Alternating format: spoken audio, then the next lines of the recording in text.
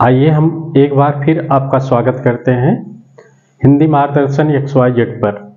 हम इसके पहले धातु रूप देखे थे, शब्द रूप और धातु रूप। यहाँ से कोई भी परीक्षा दें, हाई स्कूल से लेकर कंपटीशन तक, यहाँ से 1 या 2 प्रश्न हमेशा रहते हैं, 2 का 3 भी हो जाते हैं। तो इसलिए यह इम्पॉर्टेंट टॉपिक है। इसके पहले जो भी हमने बताया है धातु रूप, अगर नहीं देखे हैं तो उसमें हमने एक ट्रिक के माध्यम से बता दिया है। वैसे ही एक ट्रिक और लेकर आए हैं जिसमें हम आज शब्द रूप को देखेंगे।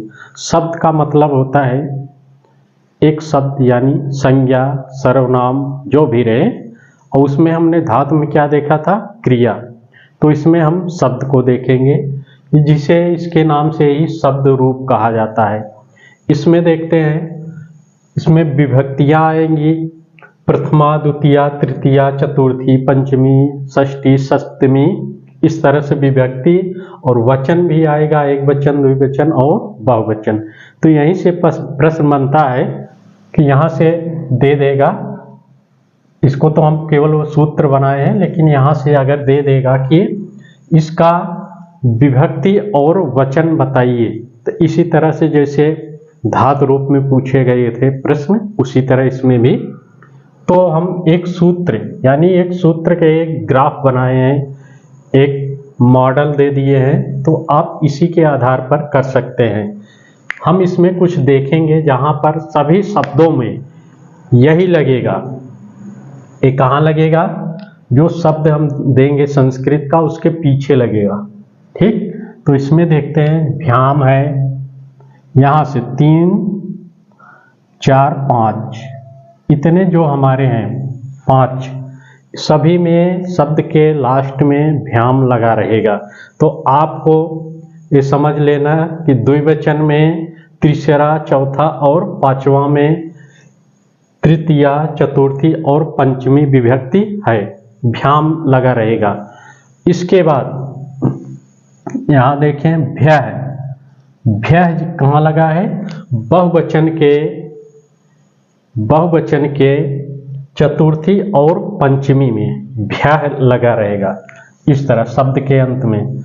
और बहुवचन के ही षष्ठी में देखेंगे तो आम, राम, नाम, कोई भी शब्द रहेगा उसके पीछे ये शब्द लगे रहेंगे, इतना ध्यान दीजिएगा। फिर बहुवचन में ही देखेंगे सप्तमी विभक्ति में सु या सु, छोटा सु या मूर्धन्य सु लगा रहेगा। बस ये हो गया, ये हो गया, और ये 3। और यहाँ भी है, अगर भी इधर से आगे से ई की मात्रा लगी है और भी है तो यहाँ विसर्ग लगा रहेगा, तो समझ लेना यह बहुवचन के तृतीया विभक्ति में है। या तो फिर अ की मात्रा लगी रहेगी, 2 मात्रा और विसर्ग रहेगा, तो यह कहाँ मिलेगा, यह तृतीया में बहुवचन में। अब देखें, हमने कितने याद कर लिए, 1, 2, 3, ये सब मिला के कितने हैं, 7 इसमें है, 7 इसमें, 7 इसमें, 7 त्रिक 21 हो गए। तो हमने कितने याद कर लिए, 1, 2, 3, 4, 5, 6, 7, 8। तो हमने 8 याद कर लिया इसमें से। अब कितने बचे, 13। तो हमारा कितना बच गया है, 13। अब 13 कैसे याद करेंगे, बस कुछ नहीं याद करना है, केवल इतना, इस तरह ग्राफ बना लीजिए।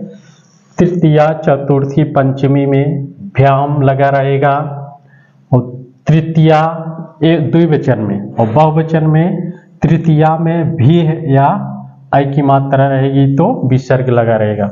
और चौथी और पंचमी, चतुर्थी और पंचमी में भ्य लगा रहेगा, और षष्ठी में आम, राम, नाम, कोई भी शब्द आएगा सभी में इसी तरह। सप्तमी में सु और सु, मूर्धन्य और छोटा सु। तो ये हमारे हो गए बहुवचन के।